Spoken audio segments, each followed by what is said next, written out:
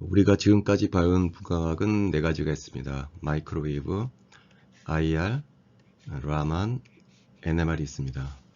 마이크로웨이브 스펙트로스코피는 다른 말로 로테이셔널 스펙트로스코피라고 부르고 IR은 바이브레이셔널 스펙트로스코피라고 부릅니다. 근데 모든 분자가 마이크로웨이브나 IR을 흡수하지 못하고 다음과 같은 셀렉션율을 만족하는 분자만 IR이나 마이크로웨이브를 흡수할 수가 있습니다. 마이크로웨이브의 셀렉션율은 분자가 회전 운동하면서 다이포먼트가 변해야 하는 분자만, 다시 말하면 퍼머넌트 다이포먼트를 가진 분자만 마이크로웨이브를 흡수할 수가 있습니다. 따라서 우리 주변에 흔히 볼 수 있는 N2라든지 O2, CO2 같은 분자는 마이크로웨이브에서 측정이 되질 않습니다. 바이브레이셔널 스펙트로스코피에서는 셀렉션율이 분자가 진동 운동을 하면서 다이포먼트가 변해야 하는 분자만 IR 스펙트로스코피에서 찍힐 수가 있습니다. 그래서 N2나 O2 같은 경우는 IR에서 찍히질 않고요. CO2 같은 경우에는 세 가지 진동 모드가 있는데 그 중에 시메트릭 스트레칭 진동 모드는 분자가 진동 운동을 하더라도 다이포먼트가 바뀌지 않기 때문에 이 진동 모드는 보이지가 않습니다. 반면에 안타시메트릭 스트레칭이나 밴딩 같은 경우에는 다이포먼트가 바뀌기 때문에 IR에서 볼 수가 있습니다. 그리고 마이크로웨이브의 셀렉션들은 회전 양자수가 1 증가하거나 감소하는 트랜지션만 가능하고 IR에서는 진동 양자수가 1 증가하거나 감소하는 전이만 볼 수가 있습니다. 그래서 우리 주변에서 흔히 볼 수 있는 이런 분자들이 IR이나 마이크로웨이브에서 찍지 못하기 때문에 사용되는 방법이 바로 라만 스펙트로스코피입니다. 라만 스펙트로스코피의 셀렉션들은 분자가 진동 운동을 하거나 회전 운동을 하면서 폴라리저빌티가 바뀌는 분자를 우리가 라만에서 찍을 수가 있습니다. 그래서 IR이나 라만에서 마이크로웨이브에서 찍지 못했던 N2나 O2, CO2 같은 것들을 우리가 라만에서 찍을 수가 있습니다. 하지만 라만에서 찍히지 않는 것들도 있는데 예를 들면 CO2에서 안타시메트릭 스트레칭이나 밴딩 진동 모드 같은 경우에는 폴라리저빌티가 미분값이 제로가 되기 때문에 얘네들은 라만에서 보이지가 않습니다. 반면에 시메트릭 스트레칭 같은 경우에는 폴라리저빌티가 바뀌기 때문에 얘는 CO2는 라만에서 보일 수가 있습니다. 또 하나 배운 것이 이제 NMR 스펙트로스코피인데요. NMR에도 셀렉션율이 있습니다. 셀렉션율은 스핀이 있어야 한다는 거죠. 예를 들면은 12번 탄소라든지 16번 산소 같은 경우에는 얘가 I가 제로가 되기 때문에 NMR에서 찍지를 못합니다. 그래서 굳이 탄소로 찍고자 한다면 우리가 이거를 13번 탄소로 치환해서 찍어줘야 합니다. NMR의 셀렉션율은 간단하죠. 왜냐하면 2레벨 밖에 없기 때문에 업스핀에서 다운스핀 혹은 다운스핀에서 업스핀으로 트랜지션을 측정할 수가 있습니다. 마이크로웨이브에서 우리가 측정할 수 있는 것은 로테이셔널 콘스탄트입니다. 그래서 로테이셔널 콘스탄트를 이용을 해서 결합 길이를 측정할 수가 있고요. IR에서 측정할 수 있는 것은 진동 주파수입니다. 진동 주파수를 이용해서 우리가 힘상수를 구할 수가 있습니다. 라만은 마이크로웨이브랑 IR랑 똑같죠. B를 측정을 해서 R를 계산하고 진동 주파수 측정해서 힘상수를 측정한다는 것은 똑같은데 중요한 것은 마이크로웨이브나 IR에서 찍지 못하는 것을 이제 라만에서 찍을 수 있는 거죠. 그래서 두 방법은 서로 어떤 게 낫다, 어떤 게 열등하다라는 것이 아니고 서로 보완적인 관계에 있습니다. 그리고 NMR은 이제 특히 유기화학자들이 상당히 많이 쓰는데요. 분자 구조를 정하는데 많이 사용합니다. 그래서 마이크로웨이브 스펙트로스코피를 다시 한번 보면은요, 복습해 보면 에너지 준위는 이제 다음 같은 식으로 표현이 되고 픽의 인텐서티는 디제너러시 팩터에 볼점 팩터를 곱한 것이 픽의 인텐서티에 비례하다 그랬었죠. 그래서 나는 B는 로테이셔널 콘스탄트라고 부르고 이제 다음과 같은 식으로 정의가 됩니다. 그래서 뮤 R이 제곱은 이온자 분자에 있어서의 이제 모멘트 오브 이너시아가 되겠습니다. 그래서 이 식과 셀렉션 룰을 조합을 하게 되면은 우리가 다음과 같은 픽 포지션을 얻을 수가 있게 됩니다. 결론은 회전 스펙트로스코피에서는 픽이 등간격으로 나오게 된다는 거죠. 그리고 픽과 픽 사이의 간격은 2B가 됩니다. 그래서 마이크로웨이브 스펙트럼 측정을 하게 되면 우리가 2B를 측정하게 되죠. 2B는 뭐랑 연결이 되어 있냐면은 이제 결합 길이랑 연결이 되어 있다는 거죠. 그래서 마이크로웨이브 스펙트로스코피를 측정을 하게 되면 우리가 뭘 측정할 수가 있냐면은 R를 측정할 수 있다. 그런 얘기를 했습니다. 그러나 CO2 같은 경우는 마이크로웨이브에서 측정이 안 된다고 했죠. 왜 그러냐면 얘는 퍼머넌트 알파 모먼트가 없기 때문에 마이크로웨이브 스펙트럼에서는 보이지가 않습니다. 그러나 IR에서는 보이죠. 그 다음에 배운 것은 우리가 바이브레이셔널 스펙트로스코피고요. 이게 V가 1인 에너지 준위, V가 0인 에너지 준위고, 이런 셀렉션을 이용을 하게 되면 우리가 이런 IR 스펙트럼을 시뮬레이션 해줄 수가 있습니다. 여기서도 마찬가지로 델타 J는 플러스 마이너스 1이기 때문에 P값 픽사의 간격은 여전히 2B가 됩니다. 그래서 B값은 마이크로웨이브 스펙트럼에서만 찍을 수 있는 것이 아니고 IR에서도 찍을 수가 있습니다. 그래서 아까도 얘기했지만 CO2는 마이크로웨이브에서 찍히지는 않지만 IR에서는 찍히거든요. 그래서 IR을 이용을 해서 우리가 C와 O 사이의 결합 길이를 구할 수가 있습니다. 진동에너지 준위는 양자역학에 하면 다음과 같은 식으로 표현이 되고요. 그래서 V는 양자수고 0부터 시작하는 정수입니다. U는 진동주파수고 물리책에 나와 있는 다음과 같은 식과 같습니다. 그래서 K는 힘상수고 Mu는 환산질량이 되죠. 그래서 또 하나 얘기해 주고 싶은 것은 뭐냐면요. HCl에서 H가 1번도 있지만 2번도 있거든요. 이 두 개의 분자는 K값은 같지만, 그러니까 K값이 같다라고 하는 것은 H와 Cl 혹은 D와 Cl 사이의 결합 세기는 똑같다라는 거죠. 그러나 뭐가 다르냐면은 이 환산 질량이 다릅니다. 그래서 이 주파수가 달라지게 됩니다. 다른 위치에서 이제 나오게 된다라는 거죠. 그래서 예를 들어서 HCl의 포텐셜 커브하고요, DCl의 포텐셜 커브는 동일합니다. 왜냐하면은 K가 같기 때문에. 그러나 제로 포인트 에너지는 다릅니다. H의 제로 포인트 에너지가 6시 시작한다 그러면은 DCl은 조금 낮은 쪽에서 시작이 될 겁니다. 왜 그러냐면은 제로 포인트 에너지는 2분의 1 H 뉴거든요. 뉴에 따라 달라지거든요. 근데 뉴가 또 뭐에 따라 달라지냐면은 환산 질량에 의해서 달라지는데 HCl하고 DCl은 환산 질량이 다르죠. 그래서 제로 포인트 에너지가 다릅니다. 그리고 이 에너지 간격도 다르죠. 이거 H뉴고 얘도 H뉴인데 뉴가 다르기 때문에 스펙트럼에서도 다른 위치에서 나오게 됩니다. 자, 이거는 그냥 공기의 IR 스펙트럼이거든요. 공기에서 가장 흔한 N2, O2는 안 보이죠. 앞서도 얘기했지만 얘는 달포 모터가 없기 때문에 IR에서 찍히질 않습니다. 그래서 주로 찍히는 것이 뭐냐면은 CO2, H2O가 주로 찍히게 됩니다. 그래서 CO2 같은 경우는 원래 세 가지 종류의 진동 모드가 있다고 그랬었죠. 시메트릭 스트레칭, 에이시메트릭 스트레칭, 밴딩. 근데 시메트릭 스트레칭 같은 경우에는 이 분자가 진동 운동을 했을 때 다이포 모드가 바뀌질 않습니다. 그래서 IR에서 얘는 보이지가 않습니다. 반면에 에이시메트릭 스트레칭하고 밴딩 진동 모드는 분자가 진동 운동을 하면서 다이포 모드가 바뀝니다. 그래서 두 군데에서 픽이 보이는 것을 알 수가 있습니다. 또 한 가지 부연 설명하자면은 다이포 모드가 바뀌긴 바뀌는데 시메트릭 스트레칭 같은 경우에는 축방향의 다이폴 모먼트가 바뀝니다. 다이폴 모먼트는 벡터 성분이죠. 축방향의 다이폴 모먼트가 바뀌는 반면에 밴딩 진동 모드는 축의 수직한 방향의 다이폴 모먼트가 바뀐다는 차이점이 있습니다. 그 다음에 배운 것은 이제 라만 스펙트로스코피고요. 앞서도 얘기했지만 라만 스펙트로스코피의 중요한 점은 IR이나 마이크로웨브에서 찍히지 못하는 것들을 찍힐 수가 있다는 거죠. 라만 스펙트로스코피의 정확한 명칭은 라만 스캐터링 스펙트로스코피입니다. 흡수가 아니고 산란되는 것을 본다는 거죠. 흡수를 본다 그러면 왼쪽에서 빛을 쏴주고 오른쪽에다 디텍터를 갖다 놓게 됩니다. 그러나 산란되는 빛을 보기 때문에 보통 그게 수직한 방향으로 디텍터를 갖다 놓고서 산란되어 나오는 빛을 보는데 바깥에서 쏴준 빛의 주파수와 다른 주파수 성분이 나온다는 거죠. 이것이 라만 성분입니다. 주파수 성분이 큰 것을 안타이스톡 라만 스캐터링이라고 부르고 주파수 성분이 작은 것을 스톡 라만 스캐터링이라고 부릅니다. 사실 제일 큰 성분은 주파수 성분이 바뀌지 않는 성분이 가장 큰데 그건 레일라이 스캐터링이라고 부르고 화학적인 정보는 담고 있지 않습니다.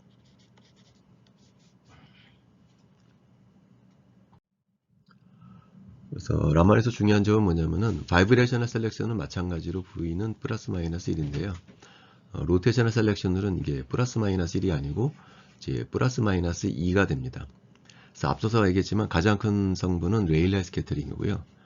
얘가 이제 기준이 돼서 첫 번째 픽은 여기서 여기로 가는 픽이 첫 번째 픽이 됩니다. 그러면 레일라이 스캐터링으로부터 얼마만큼 떨어지냐면은 요 간격이 4B고 얘가 2B가 되기 때문에 6B 되는 위치에서 첫 번째 픽이 나오게 됩니다. 그 다음에 두 번째 픽은 요 에너지 준위에서 요 에너지로 트랜지션 되는 것이 두 번째 픽이 됩니다. 그럼 요 픽은 첫 번째 픽에 비해서 얼마만큼 떨어지게 되냐면은 이제 4B만큼 떨어지게 됐다는 거죠. 그 다음부터는 계속 4B로 계산되어져 나옵니다. 그래서 라만 스펙트럼에서 여러분들이 기억해야 될 것은 뭐냐면은 셀렉션율이 바뀌기 때문에 픽과 픽 사이의 간격이 4B가 된다는 거죠. IR에서는 아까 2B였었는데 2B로 계산하면 틀린다는 겁니다. 셀렉션율이 바뀜으로 인해서 픽과 픽 사이의 간격이 이제 4B가 된다는 거죠. 그 다음에 이제 일반학에서 가장 어려운 부분이 이 부분이었는데요. 사실 한 가지만 기억해 주면 될 것 같습니다. 동핵 이온자 분자 같은 경우에 픽의 인텐시티가 커졌다 작아졌다 커졌다 작아졌다 하는 현상이 나타난다는 거죠. 그것이 뭐 때문에 나타나냐면은 핵이 가지고 있는 스핀 때문에 나타나는 현상입니다. 핵은 보통 입자는 보통 보존하고 이제 페르미온으로 나뉘는데요. 보존은 핵 스핀 양자수가 정수가 되는 입자를 보존이라고 부르고 페르미온은 이제 반정수를 가지는 것들을 우리가 페르미온이라고 부릅니다. 보존 같은 경우에는 양자역학적인 효과 때문에 짝수에서 짝수로 가는 트랜지션이 강하게 나오고요. 홀수에서 홀수로 가는 트랜지션이 약하게 나옵니다. 페르미온은 이제 그 반대 현상이 나타나죠. 그러나 픽의 위치는 동등합니다. 픽의 위치는 따라서 2에서 4로 가는 트랜지션하고 3에서 5로 가는 트랜지션은 4B가 됩니다. 픽의 위치는 바뀌지 않는다는 거죠. 픽의 인터셉트만 바뀌는 거고. 그래서 그냥 두 개의 픽을 잡은 다음에 4B로 계산하게 되면 우리가 N2의 이제 결합 길이를 계산할 수가 있습니다. 근데 조심해야 될 것은 2에서 4, 4에서 6에 가는 픽 간격을 놓고 4B로 하고 하면 안 된다는 거죠. 걔는 8B로 해야 되겠죠. 중간에 픽이 있으니까 조심해야 됩니다. 자, 이것은 앞서서 보여드렸던 14번 N2의 라마 스펙트럼입니다. 픽이 커졌다 작아졌다는 현상이 교대로 나타나는 현상이 나타나는데요. 16번 산소에서는 그런 현상이 나타나지가 않습니다. 얘도 동핵 이온자 분자고 얘도 동핵 이온자 분자거든요. 둘 다 보존입니다.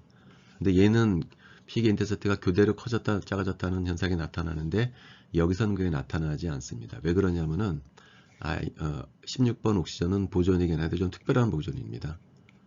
I가 0인 보존입니다. I가 0이라는 것은 스핀이 없기 때문에 결론적으로 무슨 현상이 나타나냐면은 N2에서 이 작은 픽 있잖아요. 작은 픽이 아예 이제 사라져버리는 현상이 됩니다.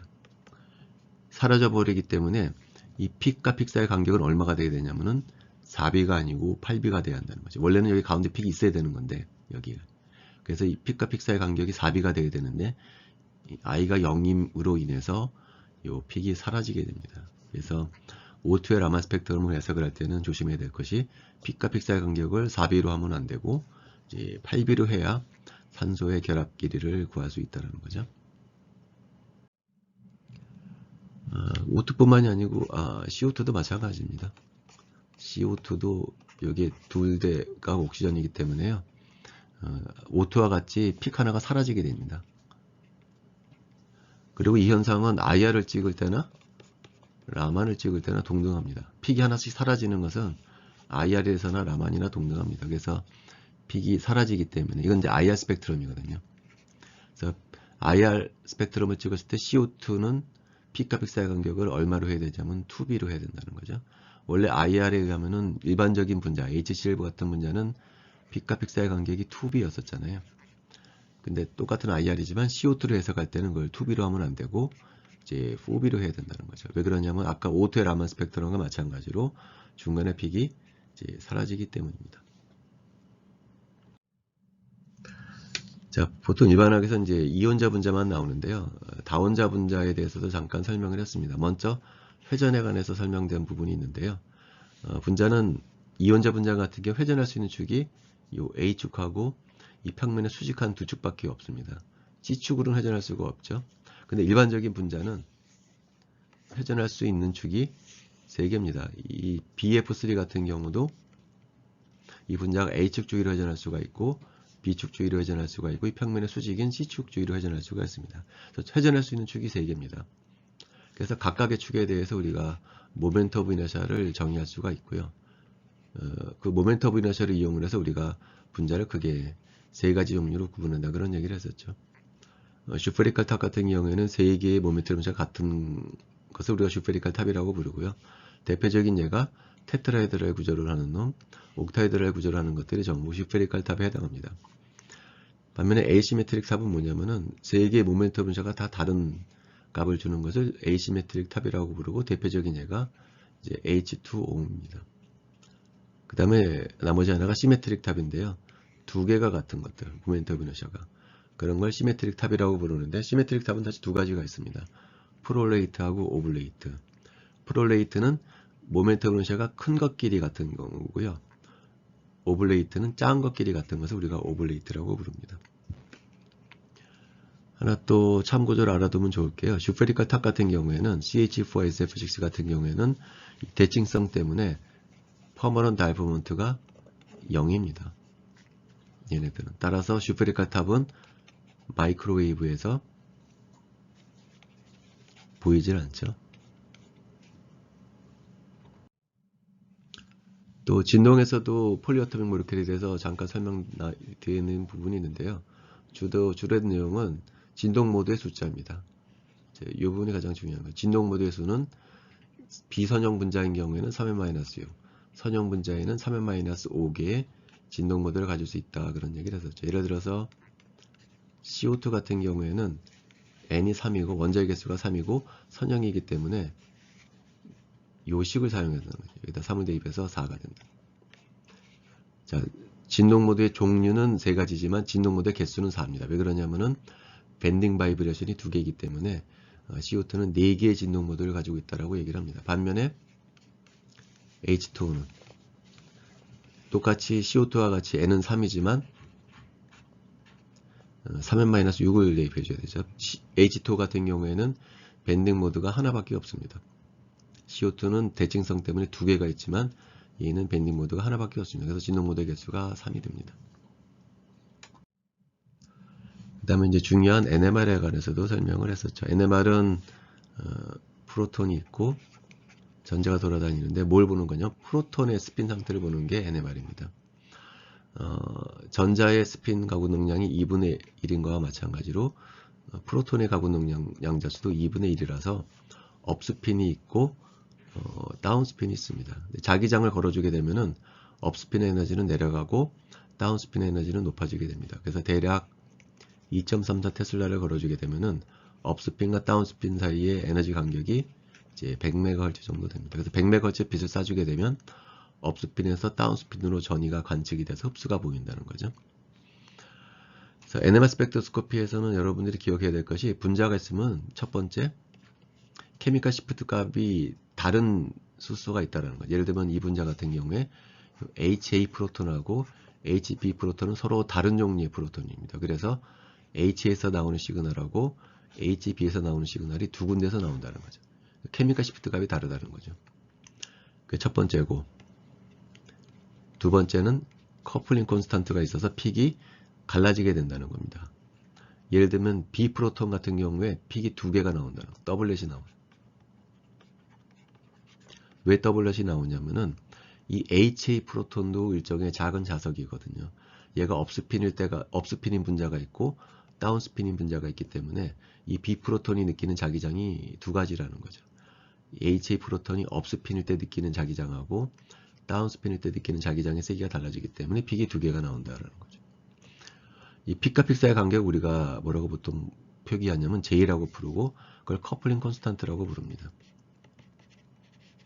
커플링 콘스탄트가 크게 되면은 이 픽이 점점 더 많이 벌어지게 됩니다. 이건 마치 뭐랑 같냐면은 MO에서 우리가 이 2개의 몰레큘러 오비탈이 서로 상호작용을 하게 되면은 이 본딩 오비탈은 더 많이 내려가고 본딩 오비탈은 안타이 본딩 오비탈은 더 많이 올라가요. 간격이 벌어지게 되거든요. 두 개 어텀 오비탈을 서로 강하게 상호작용을 하면 스핀도 마찬가지가 됩니다. 그래서 HA 프로톤은 두 개 프로톤이 만들어내는 자기장을 느끼게 되는데 세 가지 종류가 있다라는 거죠. 두 개 프로톤이 둘 다 업스핀인 경우, 다운스핀인 경우, 하나는 업이고 하나는 다운인데 그건 두 가지 경우가 있겠죠. 업, 다운, 다운, 업. 그래서 세 가지 다른 종류의 크기의 자기장을 느끼게 되기 때문에 픽이 세 가지로 갈라지게 됩니다. 근데 비율이 1대 2대 1이기 때문에 이 픽은 1대 2대 1의 간격으로 보이시게 된다는 거죠. 얘도 마찬가지로 이걸 J라고 부릅니다. 그래서 NMR에서는 여러분들이 기억해야 될 것은 이제 두 가지를 기억하면 될 것 같아요. 첫 번째 단계에서는 분자 구조가 주어졌을 때 다른 종류의 프로톤이 몇 개가 있는가를 세야 합니다. 그래서 몇 군데서 나오는지를 일단 알아야 되고요. 그 다음에는 어떤 특정 프로톤 주위에, 주위라고 하는 것은 보통 바로 옆에를 얘기하고요. 그 바로 옆에 다른 프로톤이 몇 개가 있느냐를 가지고서 우리가 이 갈라지는 개수를 우리가 셀 수가 있습니다. 그 정보를 이용을 하게 되면 우리가 분자에 관한 상당히 많은 정보를 우리가 유추해낼 수가 있습니다. 주로 쓰는 것은 이제 프로톤 NMR인데요. 프로톤 NMR 말고 앞서도 얘기했던 카본 NMR도 많이 쓰고요. 플로린 NMR도 많이 찍습니다. 플로린 NMR을 응용한 실험이 바로 이건데요. 우리가 앞에서 배웠듯이 CLF3 같은 경우 론페어가 이제 두 개가 있거든요. 이게 스테이크 넘버가 5기 때문에 트리고널 바이피라미달 구조를 하는데 문제는 이 론페어가 엑시얼 포지션이 있는 경우도 있을 수 있겠지만 둘 다 이퀴토리얼 포지션이 있을 수도 있고요. 하나는 엑시얼, 하나는 이퀴토리얼 포지션에 있는 세 가지 구조를 생각할 수가 있다는 거죠. 이 세 가지 구조 중에 어느 구조냐를 판별하는데 바로 NMR을 사용한다는 거죠. NMR 해석에 가면은 두 개가 전부 이퀴토리얼 포지션에 있을 거라는 것을 예측할 수가 있습니다. 왜 그러냐면은 이런 식으로 두 개의 론페어가 이퀴토리얼 포지션에 있을 때는 우리가 두 가지 종류의 플로린을 생각할 수가 있습니다. 엑시얼 포지션에 있는 플로린, 그 다음에 이퀴토리얼 포지션에 있는 플로린, 두 가지 종류의 플로린이 있기 때문에 두 군데서 NMR이 나올 거라는 거죠. 그 다음에 이퀴토리얼 포지션에 있는 플로린에서 나오는 시그널은 주위에 두 개의 플로린에 의해서 픽이 세 개로 갈라질 거라는 거죠. 이퀴토리얼 포지션에서 나오는 NMR 시그널입니다. 반면에 엑시얼 포지션에 있는 플로린에 의해서는 이퀴토리얼 포지션에 있는 이 플로린에 의해서 두 개로 나올 거라는 거죠. 이거는 엑시얼 플로린에서 나오는 시그널입니다. 그래서 두 개, 세 개 이런 식으로 스펙트럼이 찍혔다라는 거죠, 결과적으로. 그래서 우리가 둘 다 이퀴토리얼 포지션에 있을 거라는 것을 예상할 수가 있습니다. 뿐만이 아니고 우리가 잘 알고 있는 카본 60도 NMR을 이용을 해서 구조가 확정이 됐다고 볼 수가 있습니다. 카본 13 NMR을 찍었을 때 카본 60가 정말로 이런 공구조를 했다라고 하게 되면은 이게 카본 60 같네. 요 꼭지점 위치에 있는 카본은요 전부 동등한 카본입니다. 만약에 카본 60가 이런 구조를 하고 있다라고 하게 되면은 카본이 60개나 있지만 다 똑같은 카본이라는 거죠. 그래서 NMR 스펙트럼을 찍게 되면 픽이 하나만 나와야 한다는 거예요. 실제로 찍어보면 픽이 하나만 나옵니다. 그래서 이것은 카본 60가 정말 공 같은 구조를 하고 있다는 것을 강력하게 반증하고 있는, 강력하게 주장하고 있는 실험이 되겠습니다. 그 다음에 이제 책에서 약간 우리 책이 좀 오류가 좀 많은데 그 중에 오류가 이제 946페이지, 969페이지에 나와 있는 오류인데요. 그래서 한번 얘기한 적이 있지만 이게 그라운드 스테이트가 있고 익사이티드 스테이트가 있습니다. 이제 빛을 쏴주거든요. 근데 만약에 그라운드 스테이트에 있는 숫자하고 익사이티드 스테이트에 있는 숫자가 같잖아요. 그럼 흡수가 되질 않습니다. 왜 그러냐면은 빛을 쏴주게 되면은 그라운드 스테이트에 있는 분자는 빛의 자극을 받아서 흡수가 됩니다. 근데 익사이티드 스테이트에 있는 분자도 마찬가지로 빛의 자극을 받아서 에미션을 통해서 아래로 내려갑니다. 그래서 업셉션 레이트하고 에미션 레이트가 같아지기 때문에 흡수가 되지 않고 그냥 통과가 됩니다. 그래서 흡수가 되기 위해서는 그라운드 스테이트에 있는 분자하고 익사이티드 스테이트에 있는 분자의 파퓰레이션 차이가 커야만 이것이 이제 흡수가 잘 된다는 거죠. 좀 엄밀하게 말하면은 그 토탈 분자 중에서 전체 분자 중에서 그라운드 스테이트와 익사이티드 스테이트는 분자의 차이가 바로 업접션 스펙트럼의 인텐시티를 결정하는 요인입니다. 근데 우리가 이제 볼츠만식에서도 나왔지만 전체 분자 중에서 익사이티드 스테이트에 있는 분자의 수는 다음과 같이 두 가지 팩터에 의해서 결정이 됩니다. 얘는 이제 볼츠만 팩터고요. 얘는 이제 디제너러시 팩터가 되는 거죠. 그러니까 익사이티드 스테이트에 있는 분자의 확률이라는 거죠. 디제너러시에다가 볼츠만 팩터 곱한 것이. 그럼 이 식을 한번 쭉 전개를 해보면 n은 저 토탈 분자수입니다. 그라운드 스테이트에 있는 분자하고 익사이티드 스테이트에 있는 분자 n이고요. 이건 파퓰레이션의 차이거든요. 그라운드 스테이트에 있는 분자에서 익사이티드 스테이트에 있는 분자의 차이입니다. 이것이 이제 정의라는 거죠. 근데 우리가 여기로 간다는 것은 전체 분자수하고 그라운드 스테이트에 있는 분자수를 근사적으로 같게 놓다라고 하는 거잖아요. 자, 이런 근사를 할 때는 뭐가 중요하냐면은 이 그라운드 스테이트와 익사이티드 스테이트의 간격이 클 때 이런 근사를 줄 수가 있습니다. 왜냐하면은 요게 이제 델타 2가 되겠죠. 요게 너무 크다라는 거죠. 이게 마이너스가 되기 때문에 대부분의 분자는 이 그라운드 스테이트와 익사이티드 스테이트 사이에 에너지 간격이 크게 되면은 대부분의 분자는 그라운드의 스테이트에 있을 거라는 거죠. 이 볼츠만 팩터에 가면 여기에는 거의 없을 거라는 거죠. 그래서 우리가 n을 ni로 근사시킬 수가 있는데 이거는 그라운드 스테이트와 익사이티드 스테이트 사이의 간격이 클 때라는 거죠. 그게 어느 때냐면은 UV 비저블 스펙트럼일 때입니다. UV 비저블 스펙트럼에서는 이 간격이 상당히 크기 때문에 n을 ni로 놔도 거의 무방하다. 근사가 성립한다라는 거예요. 그래서 얘를 정리하면 이렇게 되죠. 그리고 ni분의 nf는 요 식을 갖다 대입을 해주게 되면 우리가 이제 이 식을 얻게 됩니다. 근데 방금 얘기했지만 n에서 ni로 갈 때는 요 근사가 필요하다면 UV 비저블일 때는. 근데 NMR일 때 그 근사가 통하지 않습니다. NMR은 업스핀과 다운스핀의 에너지 간격이 이렇게 됩니다. 굉장히 작다라는 거죠. 그래서 n을 ni로 근사시킬 수가 없습니다. 어떻게 근사시켜줘야 되냐면 n을 2ni로 근사시켜줘야 합니다. 왜 그러냐면은 NMR 같은 경우에는 극단적으로 업스핀과 다운스핀 사이의 에너지 간격이 거의 비슷하기 때문에 요게 어떤 효과를 주게 되냐면은 그라운드 스테이트는 분자하고 익사이티드 스테이트는 분자 수가 거의 같게 만들어줍니다. 그러니까 예를 들면은 그라운드 스테이트에 10,000개의 분자가 있으면요. 여기는 뭐 예를 들어 9,999개 정도 있다는 거죠. 에너지 간격이 거의 없기 때문에. 그러니까 이게 반반 갖고 있다는 거예요. 전체 분자의 반은 그라운드 스테이트에 있고 전체 분자의 나머지 반은 익사이티드 스테이트에 있다라고 생각을 하더라도 무방하다라는 거예요. 그래서 NMR인 경우에는 n을 ni로 근사시키는 것이 아니고 n을 2ni로 근사시켜줘도 된다는 거. 이렇게 근사시켜줘야 한다는 거죠. NMR일 때는. 그래서 앞에 다 똑같은데 2분의 1이라는 팩터가 들어가게 됩니다. 2분의 1. 여도 2분의 1이 들어가게 되고요. 그 다음에 얘는 1 빼기 델타 E k비트로 근사시켜줄 수가 있거든요. 익스포넨셜 함수는. 그럼 요 식이 이제 간단하게 요 식으로 바뀌어지게 됩니다. 그래서 NMR의 인텐시티는 A에 비례하게 됩니다. 근데 우리 책에 969페이지하고 946페이지에 비슷한 식이 나오거든요. 이 식이. 946페이지에는 이 식이 제대로 나왔습니다. 옥스토비 책의 946페이지에는. 근데 969페이지에도 이 식을 썼어요. 근데 그건 잘못된 거라는 거지. 이거 2분의 1이 붙어야 됩니다. NMR인 경우에는. 969페이지의 본문에 나와 있는 내용 중에 책에 2분의 1이 생략이 되어 있는데 2분의 1을 집어넣어줘야 합니다. 왜 집어넣어줘야 되냐면은 NMR에서는 n을 ni로 근사시켜주면 안 되고요. 2ni로 근사시켜줘야 됩니다. 왜 2ni냐면은 그라운드 스테이트하고 익사이티드 스테이트가 거의 에너지 간격이 비슷하기 때문에 반반씩 가져가기 때문에. 그래서 오늘 수업은 여기까지 하도록 하겠습니다.